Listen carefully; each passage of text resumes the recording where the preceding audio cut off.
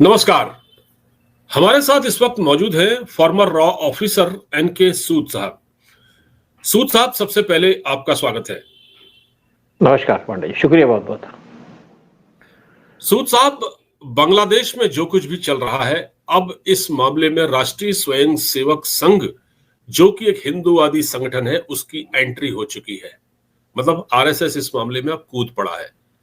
तो आरएसएस के जो जनरल सेक्रेटरी हैं दत्तात्रेय होसबोले, उन्होंने हिंदुओं पर जो वहां पर जुल्म हो रहा है उस पर कड़ी निंदा की है। उन्होंने जो चिन्मय कृष्ण दास जो महंत हैं उनकी गिरफ्तारी की कड़ी निंदा की है। उन्होंने वैश्विक समुदाय से, वर्ल्ड कम्युनिटी से और इंस्टीट्यूशन से जो बड़े बड़े दुनिया में काम कर रहे हैं उनसे कहा है कि वो इस मामले में आगे आए और हिंदुओं के साथ खड़े हों। भारत सरकार पहले ही अपना स्टैंड बिल्कुल क्लियर कर चुकी है। सर, ये आरएसएस की जो एंट्री है बांग्लादेश में, मैं इसको इसी तरह कहूंगा, बांग्लादेश में आरएसएस की जो एंट्री है उसको आप कैसे देखते हैं सर? बड़ी पॉजिटिव चीज है। यही लोग उम्मीद करते हैं आरएसएस से कि आरएसएस थोड़ी सी ऑफेंसिव हो हिंदुओं को सपोर्ट करने में। आरएसएस बहुत अच्छी ऑर्गेनाइजेशन है जो हिंदुओं का ख्याल रखती है, हिंदुओं के लिए खड़ी होती है। लेकिन देखा गया पिछले कुछ सालों के अंदर आरएसएस थोड़ी ढीली पड़ गई थी। जो भी इश्यू होता था आरएसएस अपने साइड पे खड़ी हो जाती थी। लेकिन देखा है पिछले कुछ महीनों के अंदर आरएसएस में कुछ चेंजेस आई हैं। ये ऑफेंसिव होने शुरू हो गए हिंदुओं को डिफेंड करने के लिए या हिंदुओं के साथ खड़े होने के लिए, और आरएसएस से लोग यही उम्मीद करते हैं। देखिए, जब इंडिया की इंडिपेंडेंस हुई थी तो हिंदू मुस्लिम अलग हो गए थे। मुस्लिम उस तरफ चले गए, हिंदू इस तरफ रह गए। मुस्लिम को सपोर्ट करती थी उनकी जो जिन्ना की जो पार्टी थी मुस्लिम लीग, और हिंदुओं को था कि हमारे साथ कांग्रेस खड़ी है। लेकिन कांग्रेस हिंदुओं के साथ कभी खड़ी नहीं हुई।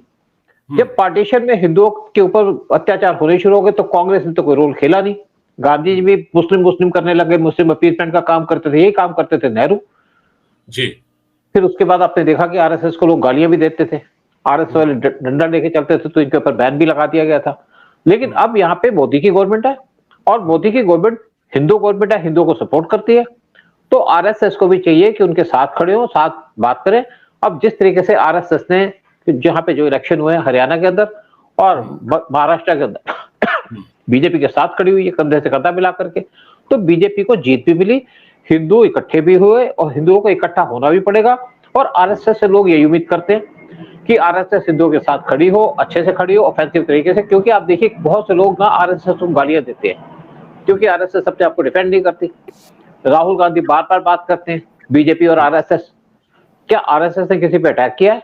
बिल्कुल नहीं किया। आरएसएस डिफेंड करती है। जब 60s के अंदर यहाँ पे दिल्ली की जामा मस्जिद के अंदर फ्राइडे की नमाज होती थी, तब भी यहाँ पे लोग बाहर निकल के मुस्लिम हिंदुओं की दुकानें लूट लेते थे। पुलिस कम थी, पुलिस कंट्रोल नहीं कर पाती थी, और उस टाइम पे हमारी जो गवर्नमेंट थी उसकी शायद इंटेंशन भी ज्यादा अच्छी नहीं थी। तो उस टाइम पे आरएसएस के लोग खड़े होने शुरू हो गए मस्जिद के बाहर या दुकानों के सामने हिंदुओं की, और उन्होंने हिंदुओं को प्रोटेक्शन करनी शुरू कर दी। आज आरएसएस से मुसलमान बहुत डरते हैं जो इंडिया के अंदर है, जबकि आरएसएस ने किसी का मर्डर नहीं किया होगा, किसी को जूते नहीं मारे होंगे। लेकिन आरएसएस को अपने आप को ऑफेंसिव करके रखना पड़ेगा, हिंदुओं के साथ खड़ा होना पड़ेगा, और हिंदू उनसे यही उम्मीद करते हैं अगर हिंदुस्तान को मजबूत करना है तो आरएसएस को बीजेपी के साथ और हिंदुओं के साथ हर एक इश्यू पे करना पड़ेगा, खड़ा होना पड़ेगा। साथ में इनको स्टेटमेंट भी देनी पड़ेगी, जैसे बांग्लादेश के ऊपर दिए। वहां पे इतने अत्याचार हो रहे हैं हिंदुओं के ऊपर, कोई अपोजिशन का लीडर तो कुछ नहीं बोला। फाइनली प्रियंका गांधी इसलिए बोली कि महाराष्ट्र में इलेक्शन हार गए, तो उसको लगा कि हम कुछ बोलेंगे क्योंकि उनको समझ आ गई कि हिंदू तो उनसे नाराज है, हिंदू उनको पसंद नहीं करते। इवन आप देखिए जो आपकी वेस्ट बंगाल की चीफ मिनिस्टर ममता बनर्जी, उनसे बात की गई तो कहती है इशू सेंटर का इशू है। लेकिन ममता जी, तुम अपनी कंट्री के अंदर, अपने स्टेट के अंदर क्यों तुमने रोहिंग्याज और जो बांग्लादेशी इलीगल है उनको क्यों वहां पे प्रोटेक्शन दे रखी है? क्यों तुम अपने स्टेट के अंदर हिंदुओं पे अटैक करवाती हो? तुम्हारे कहने के बगैर तो नहीं हो सकता, तुम्हारे पास तो सारी लॉ एंड ऑर्डर की कंट्रोल है। और फिर जब यहाँ पे बांग्लादेश के अंदर शेख हसीना के टाइम में कुछ मुस्लिम ने वहां पे डेमोन्स्ट्रेशन करनी शुरू कर दी या अटैक करने शुरू कर दिए पुलिस के ऊपर, और जब शेख हसीना के ऊपर काउंटर अटैक किया, तब ममता बनर्जी कहती कि अगर आप पे अटैक हो रहा है तो आप हमारी कंट्री में आ जाओ। तो मुसलमानों को तो बुला रही थी ममता बनर्जी, लेकिन हिंदुओं को नहीं बुलाएगी क्योंकि वो हिंदू से हेट करते हैं, मुस्लिम वोट बैंक है। और जिस तरीके से मुस्लिम वोट बैंक जो महाराष्ट्र के अंदर कांग्रेस, शिवसेना, उद्धव ठाकरे ग्रुप और शरद पवार जिस तरीके से उसको वोट बैंक यूज करने लगे थे और लोगों ने उनको वोट नहीं दिया, फिर यहाँ पे एक स्टेटमेंट इशू कर दी गई मोदी के द्वारा, योगी आदित्यनाथ के द्वारा, कटेंगे तो बटेंगे, बटेंगे तो कटेंगे, और फिर आरएसएस ने भी इस टाइप की स्टेटमेंट दे दी। तो हिंदुओं को एक तो मजबूती मिली और हिंदू इकट्ठे हो गए। जब हिंदू इकट्ठे हुए तो मुस्लिम के जो यहाँ पे लोग थे वो इलेक्शन नहीं जीत पाए।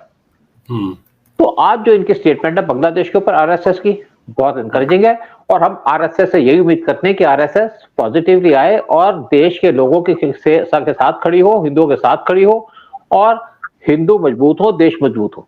क्योंकि अगर हिंदू कमजोर होंगे, आरएसएस उनका साथ नहीं देगी, तो देश के जो हिंदू हैं वो बढ़ जाएंगे या कमजोर हो जाएंगे और देश को बहुत ज्यादा नुकसान होगा। तो आरएसएस से जो उम्मीद है, आज आरएसएस मैं सोचता हूं कि जो हिंदुओं की उम्मीद है उसके सामने खरी उतरी है, चाहे मोहन भागवत स्टेटमेंट दे चाहे कोई और दे।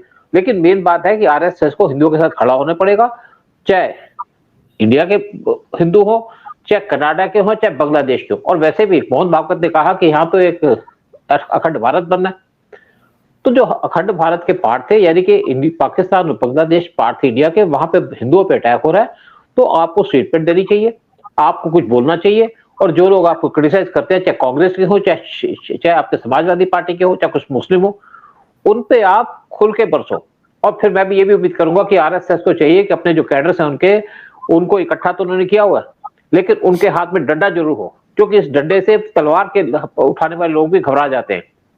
जब पार्टीशन हुआ था तो यहाँ से कुछ ट्रेन आई थी पाकिस्तान से इंडिया की तरफ, हिंदू थे, जिसके अंदर 3 ट्रेन काट दी गई, कोई जिंदा नहीं था उन ट्रेन के अंदर, मुसलमानों ने सब कुछ काट दिया था वहां पे। यहाँ पे गवर्नमेंट के इंतजार करते रहे, लेकिन जवाहरलाल नेहरू ने कुछ नहीं किया। फिर यहाँ पे कुछ लोग इकट्ठे हुए जो हिंदू थे, उन्होंने एक ट्रेन काट करके मुसलमानों की पाकिस्तान भेज दी। तब पाकिस्तान के अंदर हिंदुओं को प्रोटेक्शन मिलनी शुरू हो गया, इनको काटना बंद कर दिया गया। तो इनकी जो मुस्लिम है या बांग्लादेशी है चाहे पाकिस्तानी है, ये सिर्फ जो लैंग्वेज समझते हैं वो समझते हैं डंडे की जी या टिट फॉर टैट। तो आज जिस तरीके से आरएसएस ने स्टेटमेंट दिया, मुझे तो बहुत खुशी हुई, और मैं इसीलिए हम जरूर आरएसएस को दिल से तो पसंद करते हैं, लेकिन हम यही उम्मीद करते हैं कि आरएसएस इस तरीके से प्रोटेक्शन दे हिंदुओं को, चाहे इंडिया के हो, चाहे बांग्लादेश के हो, चाहे पाकिस्तान के हो। सर ये तो ठीक है। अब देखिए सर, अगर ये देखा जाए तो हम इस देश में जो राजनीति इस वक्त चल रही है और बांग्लादेश में जो इस वक्त हो रहा है, हम ये देखते हैं कि बांग्लादेश पर जो हमारी राजनीतिक पार्टियां हैं, हिंदूवादी संगठनों की तो बात अलग है, चलिए आरएसएस ने एंट्री ली, अच्छी बात है। ये जो समाजवादी पार्टी है, ये जो राहुल गांधी है, राहुल गांधी कुछ बोल ही नहीं रहे हैं। समाजवादी पार्टी जैसे इनकी ओर से कोई, ममता बनर्जी की ओर से स्टैंड आया है। ममता बनर्जी ने कहा है कि हम प्रधानमंत्री के साथ हैं, प्रधानमंत्री जो भी फैसला करेंगे हम बांग्लादेश के हिंदुओं के साथ हैं। उन्होंने जो चिन्मय कृष्ण दास हैं उनकी गिरफ्तारी की भी आलोचना की और कहा कि हम बिल्कुल अपनी सरकार के साथ खड़े। लेकिन इनको क्या हो गया है सर? ये भी तो हिंदू हैं। इनको सांप सूंघ गया जी, इनको सांप सूंघ गया, क्योंकि इनको अब हिंदू तो वोट दे नहीं रहे जी, और अब सिर्फ मुसलमान के भरोसे बैठे हैं। लेकिन मुसलमान के भरोसे ये इलेक्शन नहीं जीत सकते। जैसे योगी की स्टेटमेंट आई कि बटेंगे तो कटेंगे, मोदी की स्टेटमेंट आई कि हमको सबको इकट्ठा होना पड़ेगा, और आरएसएस की भी स्टेटमेंट आई। तो हमें इनकी जरूरत भी नहीं है, ना राहुल गांधी की जरूरत है, ना अखिलेश यादव की जरूरत है। अगर हिंदू इकट्ठे हो, बीजेपी के साथ खड़े हो, आरएसएस के भी उनके साथ खड़ी हो, तो किसी की हमें जरूरत नहीं होगी। हिंदुओं को बांटने का कोई काम नहीं कर पाएगा, और ये यहाँ पे बीजेपी रहेगी, कोई दूसरी पार्टी आ नहीं पाएगी। यही हम उम्मीद करते हैं इनसे, और यही चाहते हैं कि करें, ताकि हिंदुओं की सुरक्षा भी की जा सके। हम कब तक लड़ते रहेंगे निहत्थे, क्योंकि हम निहत्थे हैं। देखिए एक ऐसा हुआ था कि 1946 में पार्टीशन से पहले कलकत्ता के अंदर वहां पे एक मुस्लिम था जो बंगाल का चीफ मिनिस्टर था, वो मुस्लिम था और जिन्ना की पार्टी को बिलोंग करता था। तो 15 अगस्त 1940 को उसने सारे मुस्लिमों को ऑर्डर दिया जो मस्जिद के अंदर थे कि आप जाइए हिंदुओं का कत्लेआम करिए, क्योंकि जिन्ना चाहता था कि वहां से हिंदुओं को भगा दिया जाए कलकत्ता के अंदर और कलकत्ता पार्ट बन जाए पाकिस्तान का। तो शायद जफराबादी उसका नाम था, मैं नाम उसका थोड़ा भूल रहा हूं।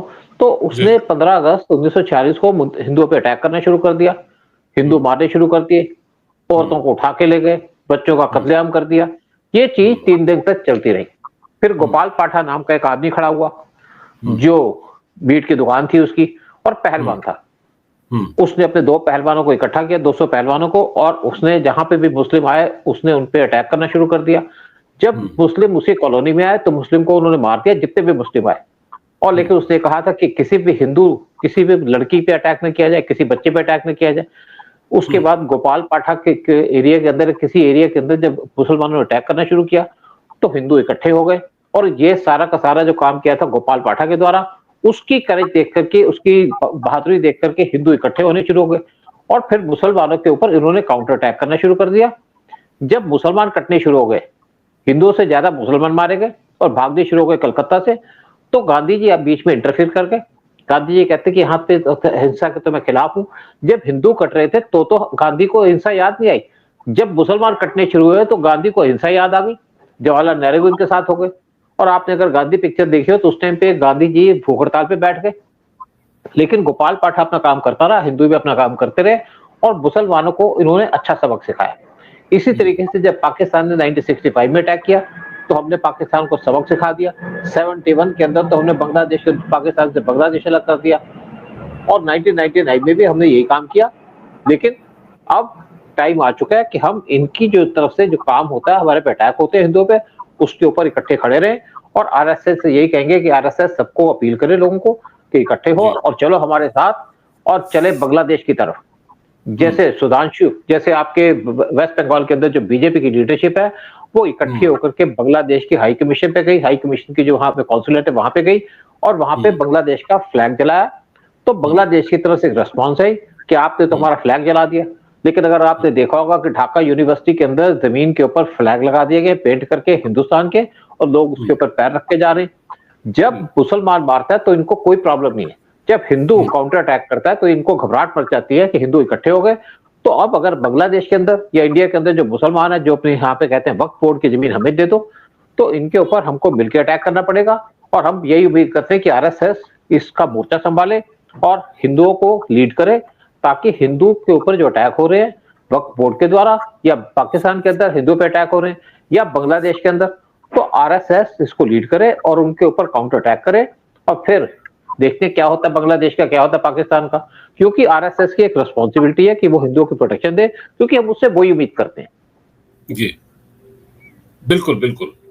तो आरएसएस का रोल काफी इस समय इंपॉर्टेंट हो गया है, और खासकर ऐसे समय में जब हिंदुओं पर बहुत ज्यादा एट्रोसिटीज हो रही हैं। सर, बांग्लादेश में मैंने सुना कि हर जुमे की नमाज के बाद लोग निकलते हैं, मस्जिद से ऐलान होता है और वो मंदिरों में जाकर तोड़फोड़ शुरू कर देते हैं। मेरी समझ में एक बात नहीं आ रही सर, बांग्लादेश का ये मामला है, इसमें हिंदू क्यों पिस रहा है? मतलब हिंदुओं पर क्यों जुल्म हो रहा है? मतलब सॉफ्ट टारगेट है। शेख हसीना के खिलाफ गुस्सा था ना, शेख हसीना के खिलाफ था। कोई गुस्सा नहीं था, ये सॉफ्ट टारगेट है हिंदू। जब 1971 के अंदर पाकिस्तान के टुकड़े होने से पहले, मार्च 1971 से लेकर दिसंबर 1971 तक 30 लाख लोगों को मारा गया बांग्लादेश के अंदर, और ज्यादातर हिंदू थे उसमें। बांग्लादेश के अंदर 20% हिंदुओं की पॉपुलेशन थी, आज 8% रह गई है। लेकिन जब चिन्मय अपने जो इस्कॉन के जो चिन्मय दास जो हैं, वो जब बोलने लगे हिंदुओं को इकट्ठा कर रहे हैं, तो उन पे अटैक कर दिया, जेल में डाल दिया। लेकिन ये हिंदुओं पे इसलिए टारगेट करते हैं कि हिंदू अनार्म्ड है, हिंदू पीसफुल कम्युनिटी है, इस हिंदू पे अटैक करते हैं। जिस दिन हिंदू मजबूत हो गए या इन्होंने अपने हाथ में हथियार उठा लिए, तो सारे के सारे मुसलमान भाग जाएंगे समुद्र की तरफ। कोई पाकिस्तान भागेगा, कोई बांग्लादेश भागेगा, और यही करना पड़ेगा। आज नहीं तो कल हिंदुओं को अपनी सुरक्षा खुद करनी पड़ेगी, और हम आरएसएस से उम्मीद ये करते हैं कि आरएसएस उनको लीड करे। अब अगर आरएसएस बीजेपी के साथ खड़ी होगी तो मुझे नहीं लगता कि कोई भी पार्टी पावर में आ पाएगी अगले 1 डिकेड या 2 डिकेड तक।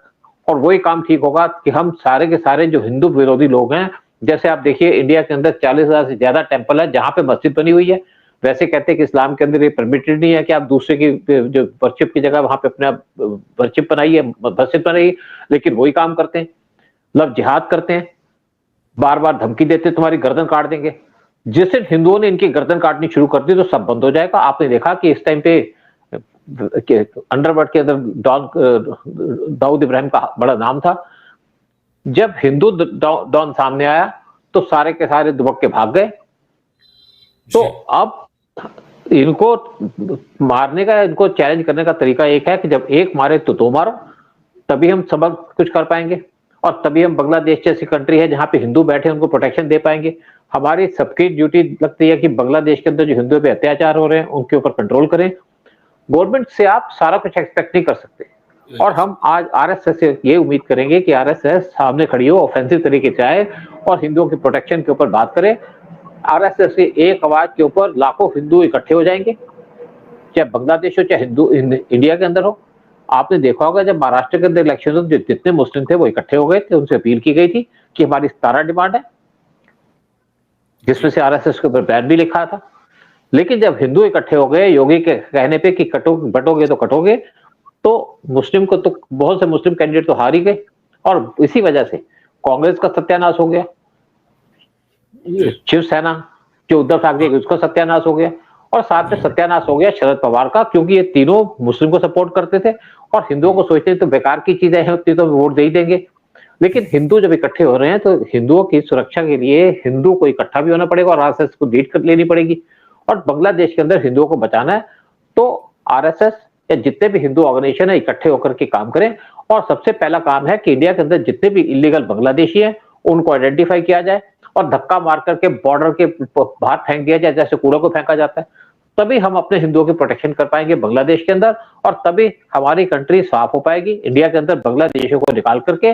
और यही काम करना चाहिए आरएसएस को, यही काम करना चाहिए वीएचपी को और बजरंग दल, जितनी भी ऑर्गेनाइजेशन है उनको सबको ऑफेंसिव होकर के बांग्लादेशियों को आइडेंटिफाई करके चुन चुन के यहाँ से धक्के मार मार के निकाल दे देश से बाहर। ये आज की जरूरत है। बिल्कुल ठीक कहा आपने। और जिस प्रकार आरएसएस ने एंट्री ली है बांग्लादेश मामले में, ये बहुत बड़ी बात है क्योंकि आरएसएस बहुत बड़ा संगठन है, हिंदुवादी संगठन है, जिसकी विदेशों में भी ब्रांच है, विदेशों में भी ये लोग काम करते हैं और ये कई लेवल पर काम करते हैं और बहुत साइलेंट वर्कर हैं। देखते हैं कि ये जो चेतावनी जारी की गई है दत्तात्रेय होसबोले जो कि महासचिव हैं आरएसएस के, उनकी ओर से, इसका कितना असर पड़ता है आने वाले दिनों में हमको पता चलेगा कि चीजें किस दिशा में जा रही हैं। सूद साहब बहुत बहुत धन्यवाद हमसे बातचीत करने के लिए, जोड़ने के लिए। नमस्कार। नमस्कार, बहुत बहुत शुक्रिया।